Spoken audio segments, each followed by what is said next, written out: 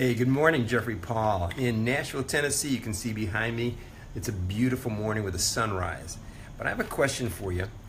It's very interesting from the movie that I remember way back when, Grumpy Old Men. You remember that movie? That movie was kind of an interesting view of what many psychologists say when reviewing elderly people at their deathbed. What is the one major thing that continues to come up? And it's regrets. It's regrets.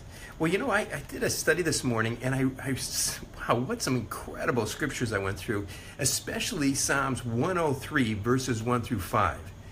You know what happens? In my study this morning, I found something very valuable for you to relate to. Here's what it is.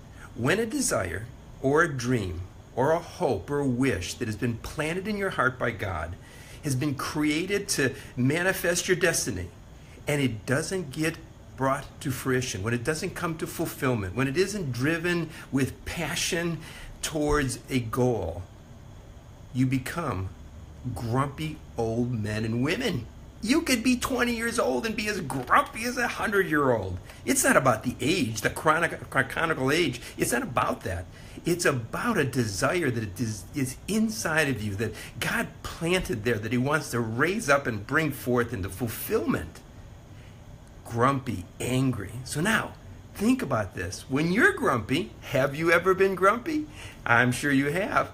But when you're grumpy and you're feeling old at any age, and you start to feel regrets and all the things that it just doesn't make sense where you're at, it's time to look to your heart and to examine your heart.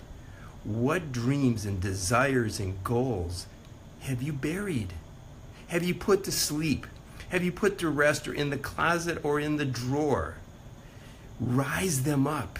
It will restore. Psalms 103, verses 1 through 5. Look at the promise. It's going to renew your youth, and you will be soaring with hope. But it also says in Proverbs, if a hope is deferred or crushed or not met fulfilled, then what happens? It crushes you like your bones turn to dust, and you become angry and grumpy old men and women. So here's my challenge for you today. Let's get ungrumpied. Let's get happy. Let's allow our hopes to be fulfilled. And again, in Psalms 37, it says that God will fulfill the desires of your heart. You simply need to bring those desires and those goals and those visions back up. Look at them, write them down, and allow them to manifest.